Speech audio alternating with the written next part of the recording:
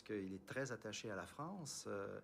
Il est même critiqué par ses amis français qui lui disent « Mais on ne comprend pas tellement votre orientation. Il faut absolument combattre le nazisme. » Lui qui ne croyait pas en Dieu, il croyait au curé. À l'abbé Gros. À l'abbé Gros. Et sérieusement, hein? Il croyait pas vrai à l'abbé Gros. Ben. Le nationalisme d'André Laurendeau à cette époque correspondrait plus ou moins au nationalisme des Canadiens d'aujourd'hui, des Canadiens anglais d'aujourd'hui. Ah, tout à fait.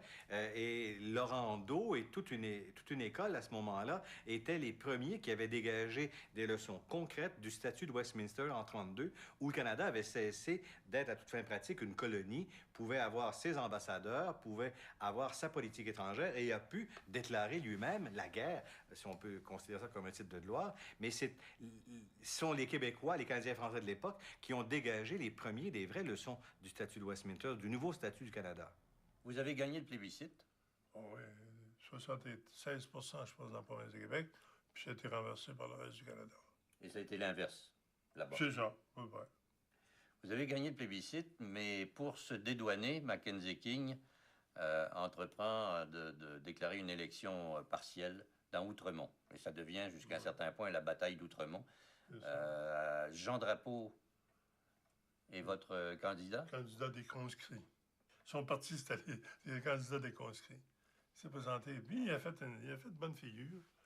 Mais moi, à ce moment-là, là, j'ai laissé le mouvement parce que le plébiscite, là, OK, mais quand ça devenait une histoire purement politique électorale, là, ma fonction à l'UCC ne me permettait pas de m'occuper de choses comme ça. Alors, qui est l'organisateur de Jean Drapeau? Je sais pas, c'est Michel Chartrand, qui était l'organisateur, qui était l'homme de confiance de Jean Drapeau, qui a fait une déclaration, je ne sais pas trop quoi, à un moment donné, qui s'est fait mettre en tôle, qui a passé quelques semaines en tôle, je pense, à la suite de cette déclaration. C'est la première fois qu'il y allait. Il retournait bien des fois. Il a pris un abonnement. Ah oui. C'est quand même une sacrée brochette. Hein. On est dans ce qu'on a appelé la bataille d'Outremont, là. Des gens qui viennent et qui font des discours. Je regardais la liste des gens. Pierre Trudeau, Gérard Pelletier, d'Iberville-Fortier. Il y avait le syndicaliste Girard, qui était un bonhomme extrêmement important à l'époque, le secrétaire général de la CTCC. Michel Chartrand. Michel Chartrand, qui était tout jeune syndicaliste également. Roger Duhamel. Effectivement, il y a un rassemblement incroyable, à la fois d'intellectuels, mais aussi, ce qu'on oublie, de gens qui se retrouvent dans la patente, dans l'ordre de Jacques Cartier, qui sont derrière la Ligue de la défense du Canada, qui seront d'ailleurs derrière le Bloc populaire également. La patente est à ce moment-là, dans les années 40 et au début des années 50, un organisme fondamental au Québec qui réussit à diffuser des mots d'ordre, à distribuer ce qu'ils appelaient des viatiques, c'est-à-dire de l'argent pour les candidats de leur bord, qu'ils soient bleus ou rouges, pourvu qu'ils respectent un certain nombre de directions, et qui avait, dans les petites villes du Québec, une influence énorme. Je ne sais vraiment pas comment Adélard Godbout pouvait s'accommoder de tous ces curés, chanoines, évêques ou cardinaux, de toute cette mafia cléricale qui a trop longtemps écrasé le Québec sous le poids de son ignorance et de sa fatuité. Godbout était croyant, cela peut expliquer ceci. De toute manière, le bas clergé ne suit pas nécessairement les mandements de la hiérarchie. Aussi, le premier ministre du Québec sait qu'il doit se ménager des appuis pour faire face aux nationalistes qui se manifestent surtout dans les grandes villes. Montréal est le pôle pétainiste et Québec le pôle gaulliste. Québec, comme vous l'avez dit, il y a le cabinet Godbout. Plusieurs membres, des gens du cabinet Godbout ou de l'entourage sont membres de l'Association des Français libres de Québec. Bouchard, sa fille, Cécile Bouchard, est membre des Françaises libres, entre guillemets. On a aussi le cardinal Villeneuve, il ne faut pas l'oublier, qui est le prélat de l'Église, qui lui est gaulliste aussi assez rapidement, ou du moins assez fortement gaulliste. Alors, et il y a aussi l'Université Laval, avec le père... L'Université de Montréal, avec Monseigneur Moreau, serait plutôt pétainiste. Oui. Donc, il y a des archives qui montrent les contacts assez fréquents qu'il a avec le consul vichiste Henri Coursier. Il semble que le Monseigneur Moreau fasse des pieds et des mains pour empêcher que des intellectuels, des sympathies gaullistes qui sont à New York, parce qu'il y a beaucoup de Français qui se sont exilés à New York, ne puissent venir s'exprimer à l'Université de Montréal, alors on préfère les envoyer à l'Université McGill, par exemple. Il y avait beaucoup de pétainistes, cependant, au Québec, déjà. Ah oui. Mais pourtant, Pétain était un divorcé, mais ça, les gens ne savaient pas. On leur cachait. On leur cachait que Pétain était divorcé. Oui, on leur cachait surtout que Pétain, quand il était maréchal, quand il n'était pas, il était général, c'était un baiser de grand style. Il courait à la galipote, comme on dit. Mais ça, c'était devenu Saint-Pétain. Accepter les épreuves qu'on nous envoie. Ces épreuves sont terribles, mais elles sont d'autant moins terribles que vous n'y prendrez pas part. Ayez confiance dans l'avenir de la France.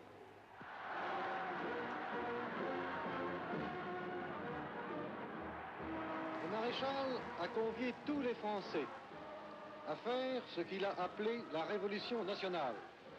Pour réaliser cette œuvre, il faut un enthousiasme et une pureté de cœur qu'on trouve essentiellement chez les jeunes. L'appel à la jeunesse, à l'ordre, au corporatisme, le retour du crucifix dans la République ont évidemment de quoi séduire les Canadiens français catholiques. Une fleur au chapeau, à la bouche une chanson, un cœur joyeux et sincère. Ah, c'était ça, pour eux, c'était un grand soulagement.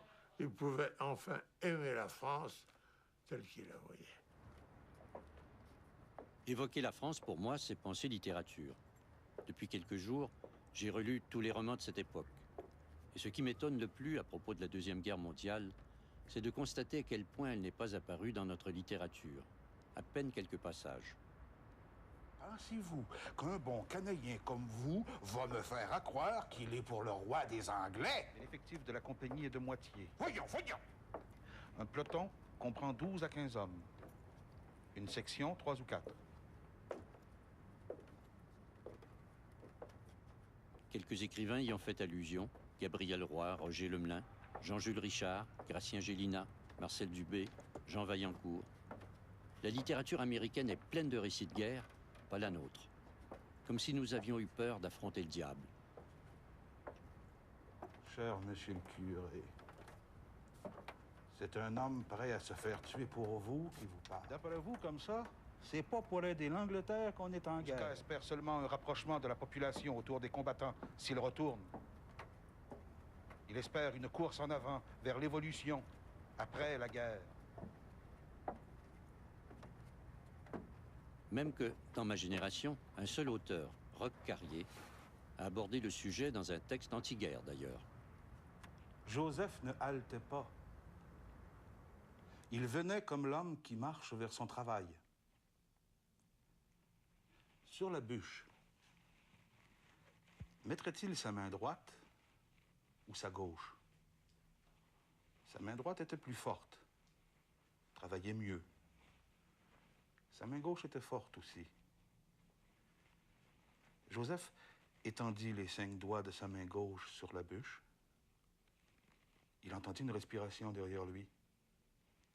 Il se retourna. C'était la sienne. Ses autres doigts, son autre main, saisirent la hache. Elle s'abattit entre le poignet et la main, qui bondit dans la neige et se noya lentement dans son sang.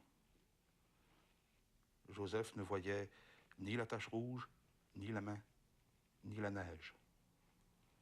Quand la hache trancha l'os, Joseph ne ressentit qu'une caresse chaude. Il souffrait depuis qu'elle était enfoncée dans le bois. Cette fenêtre embuée qui le séparait de la vie peu à peu fut transparente, très claire. Joseph mesura en un instant de vertigineuse lucidité la peur qui l'avait torturé durant de longs mois. Leur crise d'obus aurait fait de la confiture avec moi! Il enfonça son moignon dans la neige. Avec leur maudite guerre, ils ont fait de la confiture avec Corriveau. Ils m'auront pas. La confiture, c'est moi qui la ferai l'automne prochain. Des fraises, des bleuets, des groseilles, des pommes rouges, des framboises. Joseph éclata d'un grand rire qu'il entendit monter très haut dans l'espace au-dessus de la neige. Il ne s'était jamais autant amusé depuis le début de la guerre. Des villageois entendirent sa voix. Il appelait au secours.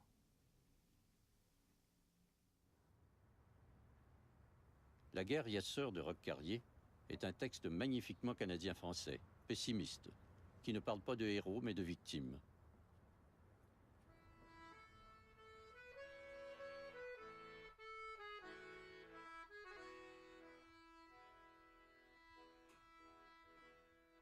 En septembre 1942, Montréal reçoit les soldats canadiens qui ont survécu au débarquement de Dieppe et sont encore tout étonnés d'être en vie.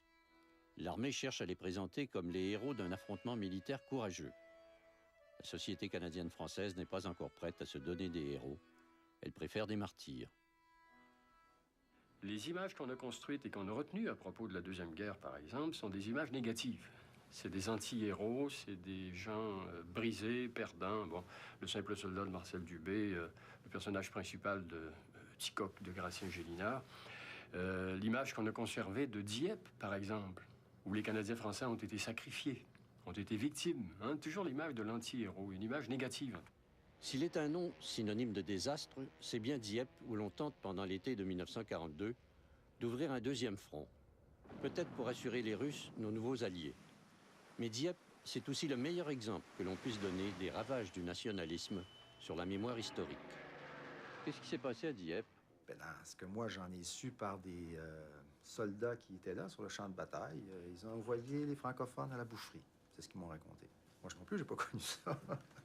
Alors, dans la mémoire populaire, il y a Dieppe d'abord et avant tout. Je sais pas que dans la mémoire populaire, comment Dieppe est perçu. Moi, je te dis que dans mon enfance, quand j'ai entendu parler de la guerre, c'était à travers des soldats qui avaient vécu Dieppe et qui rapportaient le fait que les Canadiens français servaient de chair à canon. En réalité, Lord Mountbatten envoya 6000 soldats canadiens contre les Allemands à Dieppe. Une opération mal préparée, truffée d'erreurs tactiques. Les Anglais, par exemple, ne bombarderont pas les fortifications, comme promis. Cette opération laissera 907 morts sur les plages et près de 2000 soldats prisonniers. Sur l'affaire de Dieppe, c'est souvent complètement hors contexte, comme si les Canadiens français avaient été jetés là-dedans expressément, alors qu'avant que le fusilier passe à la moulinette, parce qu'ils se sont véritablement fait massacrer, mais il y avait eu plusieurs bataillons d'anglophones qui avaient été massacrés sur les plages de Dieppe. Alors, c'est pas que malheureusement un massacre de Canadiens français, c'est un massacre de Canadiens qui sont allés dans une mauvaise cause, qui avait été mal préparée. La mémoire canadienne-française affirme encore, 50 ans après la guerre, que l'on avait volontairement envoyé les soldats du Québec se faire assassiner. En réalité, les fusiliers Mont-Royal qui se tenaient en réserve et reçurent l'ordre de se jeter sur les plages ont en effet été décimés. Mais des 6000 Canadiens lancés contre les falaises normandes, 5500 étaient anglophones et 500 francophones. Si ces Canadiens français furent des victimes de Dieppe, ils furent victimes des Allemands, de la bêtise des généraux anglais, mais certainement pas d'une démarche xénophobe. On n'a pas de héros militaires, alors? On en a très peu, des héros militaires, enfin, sauf ceux du régime français. Hein? Et encore une fois, à partir de la conquête, c'est des anti-héros, Montcalm et tout ça. Mais des héros militaires dont les nations, habituellement, tirent un énorme profit symbolique pour se réconforter dans les moments de crise, pour se donner du courage, etc. C'est ce qu'on fait dans les célébrations, dans les grandes commémorations. Il y a la plupart des nations qui ont participé aux forces victorieuses lors de la Première et de la Seconde Guerre mondiale ont capitalisé extraordinairement là-dessus, en ont retiré un profit symbolique formidable. C'est vrai du Canada anglophone, c'est vrai des États-Unis, la Nouvelle-Zélande, bon, l'Angleterre, on n'en parle pas. Mais le Québec, qui a participé aussi, qui aurait pu trouver le matériau là, pour une mise en scène symbolique, ne l'a pas fait. Il y a un déficit. Il y a un déficit, d'une certaine façon. À l'occasion du 7e emprunt de la victoire, Shirley Temple rend visite au centre d'entraînement de Saint-Hubert du CARC. Elle y est reçue par le commandant de l'école, le commandant d'escadre Baxter Richer.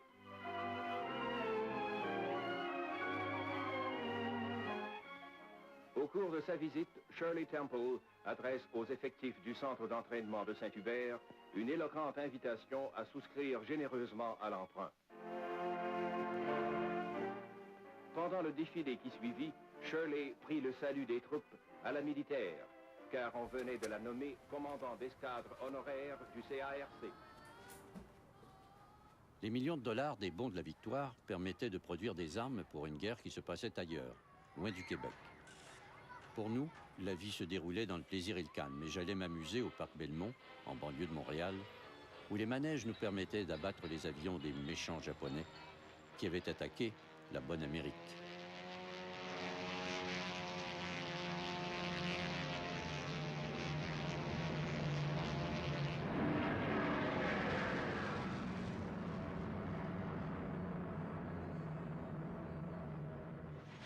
Si en Europe on s'entre-déchire, au Canada on s'enrichit.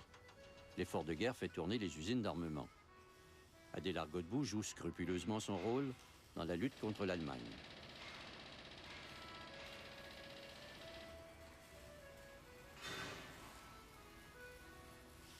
Coup de main aux travailleurs, distribution d'un fanion qui deviendra plus tard célèbre.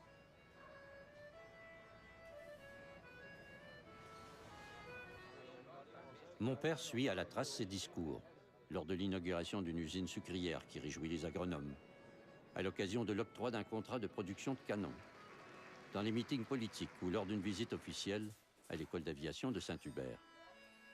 Aux yeux des nationalistes, Godbout s'agite pour l'Angleterre. Et pourtant, le gouvernement libéral, toujours soucieux d'éducation, poursuit la construction de l'Université de Montréal où se font des recherches atomiques, saluées à grandes giclées d'eau bénite.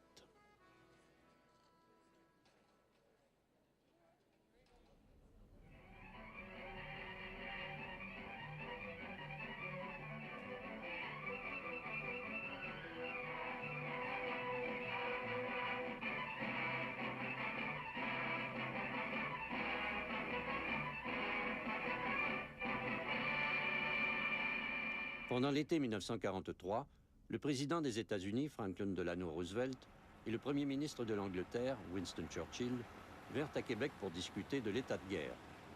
C'est à cette occasion qu'ils mirent au point les stratégies du débarquement allié sur les plages de Normandie, opération Overlord. Mackenzie King était un chef d'État intelligent et habile, qui avait choisi la politique des petits pas.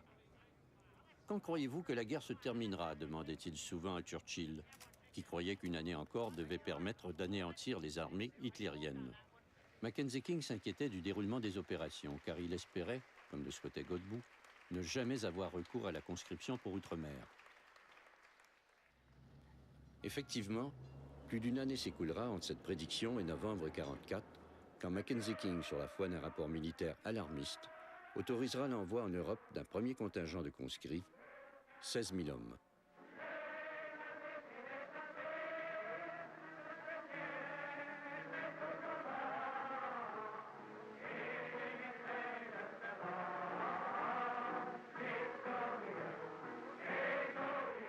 Godbout était un homme réaliste et se rendait compte qu'on ne pouvait plus maintenir le même discours. Quand est arrivée l'expédition outre-mer des premiers 16 000 conscrits en 1944, il s'est opposé, hein, et il a eu le courage de dire non et d'en subir les conséquences à ce moment-là. Il a été constant quant au principe de fond qu'il semblait partager avec l'ensemble des Québécois, mais c'est évident que dans le déroulement de l'action, il a lui aussi fait le virage de la nature du combat, de l'horreur de ce qui se passait et de l'obligation morale pour les démocraties de participer à cet effort de guerre-là.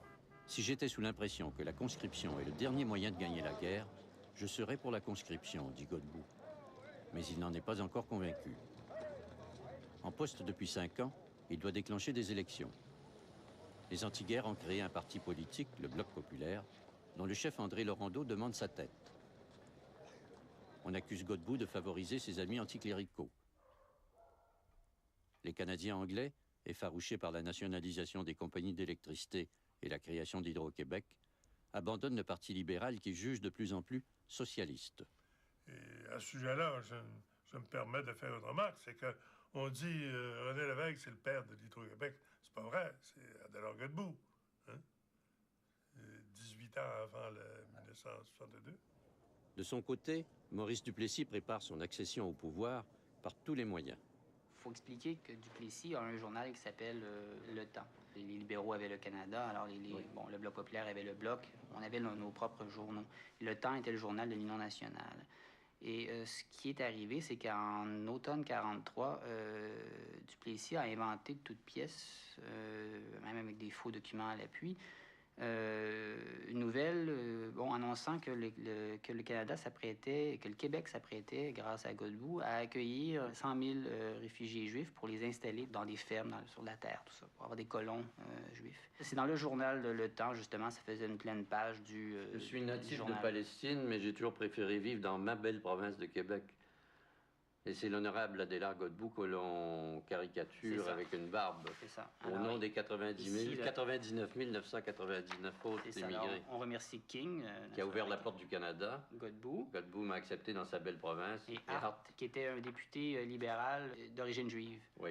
Alors, qui a eu beaucoup de prises de bec, justement, à l'époque, sur cette question-là, à l'Assemblée nationale, contre Duplessis. À l'honorable Adélard Godbout, Canadien par adoption et Québécois par tolérance, nous, les fils d'Israël, manquerions notre devoir en négligeant de dire un bon mot pour vous en cette veille de scrutin. Il est fort possible que vos chers électeurs ignorent vos sentiments à l'égard des immigrés, c'est pourquoi nous avons tenu à leur faire part de cette magnifique coopération que vous nous avez toujours accordée. Et puis ici, on le traite de juifs bolcheviques. Un vote pour Godboutski est un vote pour Abraham, Isaac et Jacob. Au plan international, les événements se précipitent. Le 6 juin 1944, les forces alliées débarquent en Normandie. Malgré l'évidente nécessité de participer à la guerre, la question de la conscription soulève toujours les passions pendant la campagne électorale au Québec. On a toujours l'impression que les gens ont été forcés d'aller se battre. Alors qu'en fait, il y a eu une conscription pour la défense du Canada, mais ça n'a pas automatiquement lancé des centaines de milliers de Canadiens français des champs de bataille contre leur volonté. On en a pris quelques-uns à la fin qui y sont allés, puis 2000 se sont battus, et je pense dans le 22e, il y a eu 2 conscrits qui ont été tués. Alors, c'est même pas 1% de conscrits, contrairement à la Première Guerre, où on en avait eu dans les 15 ou 20%. Je pense que les historiens essayent de faire leur travail sérieusement, mais c'est difficile que ce qu'on explique soit compris. Parce que souvent, les réalités qu'on essaie de faire comprendre sont inimaginables aux gens qui les écoutent. Absolument inimaginables. L'influence de la religion, les gens ne comprennent pas l'influence de la religion. Les femmes à qui il a quand même donné l'occasion de voter, votent contre lui. Difficile à croire. L'influence cléricale, évidemment. À mon point de vue. Et ça se passe où, cette influence? Et ça se passe comment, cette influence cléricale? Ben, vous savez, ça passe au confessionnal, hein? Je pense. Il n'y a pas d'autre endroit. Et au confessionnal, on dit, Madame, vous serez Madame, pardonnée. n'oubliez pas qu'il y a des péchés, puis on va au ciel, puis on n'y va pas. Bon, c'est un choix à faire. Le ciel est bleu, l'enfer est rouge. Ça, on revient toujours à ça. On a progressé, mais pas au point de changer les couleurs. Non? Est-ce que vous vous rappelez de quel côté et pour qui vous avez voté en 1944? Oh, j'ai voté pour l'équipe de M. Godbout, sans aucune hésitation. Et vous n'avez aucun regret de ça? Ah, mais non, au contraire. Adélard Godbout a payé pour la guerre. C'est lui qui a payé. Les libéreuses à Ottawa sont arrivées ensuite et ont été réélus. Hein? La population voulait avoir un bouc émissaire, puis c'était Adélard Godbout. Nous vous transportons maintenant à Québec. L'honorable M. Godbout est arrivé ici il y a à peine quelques minutes de son comté, Lillet. Mesdames, Messieurs, l'honorable Adélard Godbout. Mesdames, Messieurs, j'ai essayé de servir fidèlement. J'ai tâché d'être honnête, non seulement dans le domaine financier, mais dans le domaine intellectuel et moral. Québec est appelé à un grand avenir. Elle y atteindra, à condition que sa population continue d'être véritablement patriote. Je voudrais bien que mes compatriotes ne se méprennent pas sur ce mot de patriotisme. Il doit surtout consister dans les actes. Et le premier de ces actes doit être l'acceptation des sacrifices. Peut-être me suis-je trompé, peut-être aussi avais-je raison. Aux électeurs de Lillette, il me sera permis de dire un merci tout particulier. Bonsoir, mesdames. Bonsoir, messieurs. L'élection perdue, on va lui reprocher surtout d'avoir cédé au gouvernement fédéral l'autonomie québécoise. Oui. Qu'est-ce que vous en pensez? Moi, ce que j'en pense, c'est que je cherche encore quel bout d'autonomie il a vendu. Je n'ai jamais pu comprendre qu'on pouvait dire une chose pareille parce que je ne vois pas dans ma vie quotidienne quelle est la part d'autorité qui est glissée du gouvernement québécois aux mains du gouvernement canadien. Je ne vois pas.